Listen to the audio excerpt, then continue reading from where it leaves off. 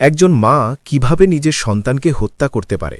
শুধু নিজের সন্তান নয়, এই মহিলা তার ননদের মেয়েকে, পরে তার এক চাচাতো ভাইয়ের মেয়েকে এবং অবশেষে এক আত্মীয়ের বাড়িতে বেড়াতে গিয়ে সেই বাড়ির এক ছেলেকে রীতিমতো জলে ডুবিয়ে শ্বাসরুদ্ধ করে হত্যা করে। এইভাবে 2 বছরে 4 জন শিশুকে হত্যা করে রীতিমতো লেডি সিরিয়াল কিলারে পরিণত হয়। সে সবকটি খুন করার জন্য একাদশীর দিনটি বেছে নেয়। তাহলে কে এই লেডি সিরিয়াল কিলার এবং কিভাবে সে সিরিয়াল কিলারে পরিণত হয় এবং কেন সে একাদশীর দিনটি বেছে নিয়েছিল, এর পিছনে কি রহস্য লুকিয়ে আছে, তা জানতে আপনারা পুরো গল্পটি শুনুন। বিশ্বাস করুন, সম্পূর্ণ গল্পটি জানার পর গায়ে কাঁটা দেবে। হরিয়ালার পানিপথের এই মহিলা সিরিয়াল কিলারের গল্প কোনো সিনেমার চিত্রনাট্যের চেয়ে কম নয়। সব কিছু ঠিকঠাক ছিল, কিন্তু 2023 সালের জানুয়ারি থেকে শুরু হয়। সব কিছু স্বাভাবিক মনে হচ্ছিল। দিনটি ছিল 11ই জানুয়ারি। সেই সময় পুনমের ননদ তার 7 বছর বয়সী মেয়ে ঈশিতাকে নিয়ে বাপের বাড়ি এসেছিলেন। হঠাৎ করে 2023 সালের 12ই জানুয়ারি সোনিপথের গোহানার ভাওয়াত গ্রামে আতঙ্ক ছড়িয়ে পড়ে। 5 ফুট গভীর একটি খোলা জলের ট্যাঙ্কে পুনমের 3 বছর বয়সী ছেলে এবং তার ননদ পিঙ্কির 7 বছর বয়সী মেয়ে রীতিকার মৃতদেহ পাওয়া যায়। পরিবার এটিকে একটি দুর্ঘটনা বলে মনে করেছিল এবং কেউ তার উদ্দেশ্য বুঝতে পারেনি। ফলস্বরূপ এই জোড়া হত্যাকাণ্ডকে দুর্ঘটনা হিসেবে গণ্য করা হয় এবং পুনমের ভূমিকা কেউ বুঝতে পারেনি। আশ্চর্যজনকভাবে পুনম তার ছেলে এবং ঈশিতা দুজনকেই ট্যাঙ্কে ডুবিয়ে মেরেছিল। দুটি হত্যাকাণ্ড ঘটানোর পর সে তার উন্মাদনাকে আবার চরিতার্থ করার জন্য প্রায় 2 বছর অপেক্ষা করে, কারণ এই সময় সে গর্ভবতী ছিল। 18ই আগস্ট 2025 সাল পুনমের ভেতরের শয়তানটা আবার জেগে ওঠে। পুনম সিভা গ্রামে তার চাচাতো ভাই দীপকের বাড়িতে বেড়াতে গিয়েছিল। রাতে সে 10 বছর বয়সী চাচাতো ভাইয়ের মেয়ে জিয়াকে তার সাথে ঘুমাতে রাজি করায়।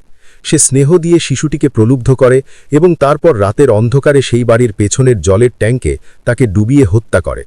পরের দিন সকালে যখন পরিবার ঘুম থেকে ওঠে, তখন তাকে খুঁজে পাওয়া যাচ্ছিল না। পরে তারা বাড়ির পেছনের ছোট জলের ট্যাঙ্কে তাকে খুঁজে পায়। পরিবারটি পুলিশের কাছে অভিযোগ দায়ের করার কথা ভেবেছিল, কিন্তু পুনম আইনি ঝামেলার ভয় দেখিয়ে তাদের থামিয়ে দেয় এবং নিজেই সবচেয়ে বেশি কান্নাকাটি করে। পরে জিয়ার মা বলেন, ট্যাঙ্কটি এতটাই ছোট ছিল যে একটি শিশুও সেখানে ডুবে মরতে পারে না, কিন্তু পরিবারটি এটিকে একটি দুর্ঘটনা ভেবে চুপ করে থাকে। জিয়ার কাকা সুরেন্দর জানান যে তারা পুনমকে সন্দেহ করেছিলেন। যখন তিনি পুনমকে জিয়াকে হত্যার জন্য অভিযুক্ত করেন, তখন সে ইচ্ছাকৃতভাবে কাঁদতে শুরু করে এবং আত্মহত্যার হুমকি দেয়। পুনম এর মধ্যেই গত 2 বছরে 3টি খুন করে ফেলেছিল, অথচ কেউ তা জানত না। মানুষ তাকে সন্দেহ করত, কিন্তু কেউ পুলিশের কাছে যায়নি। এরই মধ্যে 2025 সালে সে পানিপথের ইসরানার নৌথা গ্রামে যায়, যেখানে একটি বিয়ের অনুষ্ঠানে পুনমের শ্বশুরবাড়ির এক আত্মীয় সতীশ দার পরিবার নিয়ে সেখানে এসেছিলেন। 30শে নভেম্বর তিনি বিয়েতে যোগ দেন এবং 1 ডিসেম্বর অমনের বরযাত্রী চলে যাওয়ার পর সব অতিথিরা বাইরে চলে যান। তার পদ্ধতি আগের মতোই ছিল, পানিতে ডুবিয়ে মারা। সে বিয়ের দিনটি বেছে নেয় এবং শিশুটিকে একটি বাথটাবে ডুবিয়ে হত্যা করে। তবে এবার সে পালাতে পারেনি। সবকটি খুনই একাদশীর দিনে করা হয়েছিল এবং 1 ডিসেম্বরও ছিল একাদশী। এই কারণে পুলিশ তান্ত্রিক কার্যকলাপের দিকটিও খতিয়ে দেখে। এরপর পুলিশের সন্দেহ হয় তার উপর কি কোনো প্রভাব ছিল এবং সে কি কোনো তান্ত্রিকের কাছে গিয়েছিল। পুনমের আচরণও অদ্ভুত ছিল। গুহানায় সে লোকজনকে বলতো যে তার এক প্রতিবেশীর যুবকের আত্মা তার মধ্যে প্রবেশ করেছে। পরিবার জানিয়েছে যে তারা পুনমকে একজন তান্ত্রিকের কাছেও নিয়ে গিয়েছিল। যে মহিলার মেয়েকে পুনম হত্যা করেছে, সেই মহিলার সন্তানকেই সে দুধ খাইয়েছিল।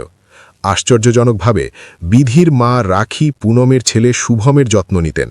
তিনি পুনমের 2 বছরের সন্তানকে বুকে জড়িয়ে ধরে দুধ খাওয়াতেন। বিধির মা পুনমের 10 মাসের সন্তানকে নিজের কাছে নিয়ে গিয়েছিলেন, কারণ পুনম তার নিজের সন্তানের তেমন যত্ন নিত না এবং বেশিরভাগ সময় বাপের বাড়িতেই থাকত। 3টি খুনের পর সে আইনকে ফাঁকি দিয়েছিল, কিন্তু চতুর্থ খুনের সময় সে ভুল করে ফেলে। যে বাথটাবে সে বিধিকে ডুবিয়ে মেরেছিল, সেটি তার উচ্চতার চেয়ে ছোট ছিল, যা পুলিশের সন্দেহ জাগিয়ে তোলে। শিশুটিকে হত্যা করার পর পুনম যখন নিচে নেমে আসে, তখন তার জামাকাপড় ভেজা ছিল, যা থেকে বোঝা যায় যে এই কাজের সময় সে ধস্তাধস্তি করেছিল। লোকজন তাকে সেই অবস্থায় দেখেছিল। পুলিশকে খবর দেওয়া হয় এবং জিজ্ঞাসাবাদের সময় সত্য বেরিয়ে আসে। পুলিশ তাকে গ্রেপ্তার করে এবং 4টি খুনের রহস্যই উন্মোচন করে। পুলিশের তদন্তে জানা যায় পুনম, যিনি চরম ঈর্ষা এবং এই বিশ্বাস দ্বারা চালিত ছিলেন যে তার পরিবারের কোনো সন্তান তার চেয়ে বেশি সুন্দর হতে পারবে না, এই জন্যই তিনি এতগুলো শিশুর প্রাণ নিয়ে নেন। পুনমের স্বামীর কাকা সুরেন্দর তার জন্য কঠোরতম শাস্তির দাবি করেছেন, কারণ তিনি বলেছেন যে যদি তার যাবজ্জীবন কারাদণ্ড হয় এবং পরে তাকে মুক্তি দেওয়া হয় তবে সে আরও শিশু হত্যা